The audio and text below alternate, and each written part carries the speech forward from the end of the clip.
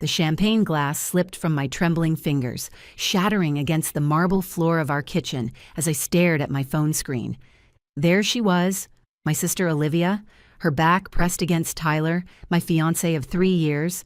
Her lips were moving toward his in our own apartment. The sound of crystal exploding seemed to echo from another dimension as I watched Tyler's hands shoot up defensively. "Olivia, stop." I said no. His voice carried clearly through the video call we'd been having while I was away on business in Chicago. My vision tunneled to the phone screen as I hit record. My heart was hammering against my ribs like a caged animal. 3 years of whispered suspicions crystallized into this single devastating moment, broadcast live from 200 miles away. Tyler backed toward our bookshelf, the one we'd built together during our first weekend as official roommates. Olivia pursued him relentlessly, her face twisted into an expression I'd never seen her wear around our parents. "Why her?" she hissed, gesturing wildly. "She's always been the boring one. Just try me once before you make your final decision." The oxygen in my hotel room felt thick as concrete. Tyler's back hit the shelving unit. He was trapped. I could see panic flooding his eyes, the same eyes that had promised me I'd never lose him like I'd lost everyone else who mattered. My name is Vanessa. I'm 31 and a marketing director. This is the story of how I finally shattered my sister's golden pedestal. Back then, watching this betrayal unfold on screen, memories of Olivia's pattern flooded back to me. I'd been watching Olivia take whatever she wanted my entire life.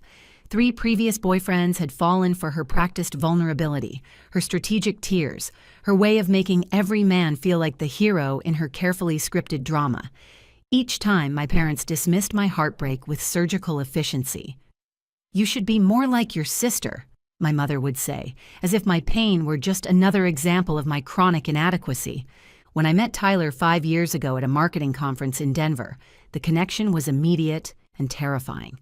I kept him secret for 11 months, manufacturing elaborate excuses for why he couldn't meet my family. I knew exactly what would happen the moment Olivia laid eyes on him. She had a type. Successful, attractive men who could elevate her Instagram-ready lifestyle. Tyler checked every box. 6'2", corporate lawyer, weekend triathlete, the kind of smile that made restaurant servers linger at our table. The inevitable introduction came after a year of dating. I watched Olivia's pupils dilate when she saw him, that familiar predatory assessment I'd witnessed since middle school. But something unprecedented happened. Tyler stayed welded to my side, his fingers interlaced with mine, redirecting every one of Olivia's conversation attempts back to include me. For weeks afterward, she bombarded his phone with increasingly desperate messages. Photos of herself in lingerie, invitations to exclusive events I wouldn't enjoy. When she sent a video of herself in our childhood bedroom, wearing nothing but his favorite basketball team's jersey, I confronted her in our mother's pristine kitchen. "If I really wanted him, I'd have him by now," she'd sneered, theatrical tears already pooling in her eyes, like she'd summoned them on command. Right on cue, my mother asked me to leave. She added her familiar refrain, "He's closer to your sister's age anyway, sweetheart." Returning to the present moment in that Chicago hotel room, I realized this confrontation had been inevitable. She'd shown up at our apartment unannounced while I was presenting to clients in the Midwest. Somehow, she'd convinced building security she was there to water my plants while I traveled. Tyler had been video calling to show me how carefully he was tending my collection of bonsai trees when our intercom buzzed.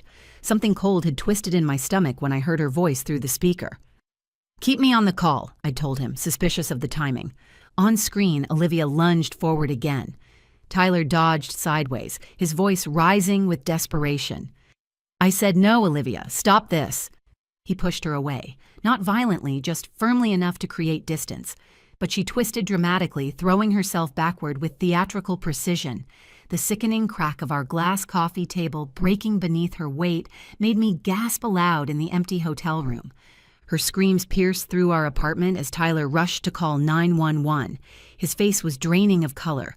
I sat frozen 200 miles away, the recording still running, knowing with crystalline certainty exactly what would happen next. It did. Within 2 hours, Olivia was claiming Tyler had assaulted her. The gash on her thigh, requiring 15 stitches, became evidence of his violent attack. My parents mobilized like a military operation, my father threatening to destroy Tyler's law career, my mother calling to inform me I needed to face the truth about that man. But for the first time in my life, I possessed actual truth instead of just my word against Olivia's tears. The recording showed everything: her advances, Tyler's repeated refusals, her aggressive pursuit, the accident caused entirely by her own dramatics. When I presented the footage to both the police and Tyler's law firm partners, Olivia's narrative collapsed like a house of cards in a hurricane. Over the following 18 months, Tyler's countersuit for assault, harassment, and defamation proceeded through the courts. The settlement Olivia was eventually ordered to pay reached 6 figures, money she didn't have, forcing her to liquidate her designer wardrobe and move back in with our parents. "He doesn't need the money," my mother hissed when she called after the court decision. "You've always been jealous of your sister's beauty, her natural charm. Now you've destroyed her reputation just to get back at her." I stared at my mother's name on my phone screen. Suddenly, I was seeing with perfect clarity the toxic pattern that had defined my entire existence. "No, Mom. You destroyed her by never teaching her boundaries, and you almost destroyed me by training me to believe I deserved whatever scraps she left behind." The silence stretched for 30 seconds before she hung up. 2 years have passed since that final conversation. Olivia moved to Portland, unable to face the Chicago social circles that had witnessed her public disgrace. My parents blame me entirely. Their golden child's reputation lay in ruins, and in their eyes, I had committed the ultimate sin of choosing an outsider over blood. Our already strained relationship evaporated completely. Limited contact became no contact. My relationship with Tyler emerged stronger, though his family initially viewed me with cautious suspicion. Their son had nearly lost his career because of my family's dysfunction. It took months for Tyler's parents to see that I was nothing like the chaos I came from. Gradually, they became the family I'd never had. His mother invited me for weekly lunch dates, where we discussed everything from books to business strategies. His sister included me in her group chats, sending daily memes and asking my opinion on everything from dating dilemmas to career moves. His father taught me to sail on their family's boat. He showed me knots and navigation techniques my own father had only ever shared with Olivia. When Tyler proposed last summer on that same boat during sunset, his parents were euphoric. "We're paying for everything," his mother announced immediately. "A proper celebration in Tuscany for the daughter we always hoped we'd have." The words made me cry harder than the proposal itself. I didn't tell my parents about the engagement. My Aunt Sarah and 2 cousins were the only blood relatives I invited to our destination wedding in Italy. It should have been simple: a clean break, a beautiful beginning.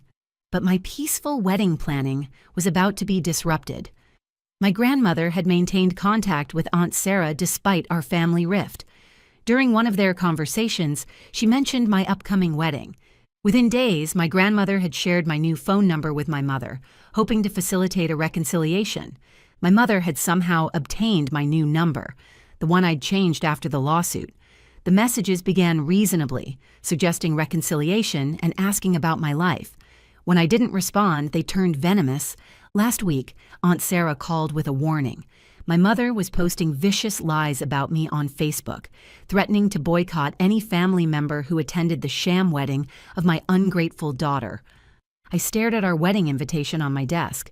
Cream-colored paper with gold foil accents, Tuscany's rolling hills illustrated in delicate watercolor.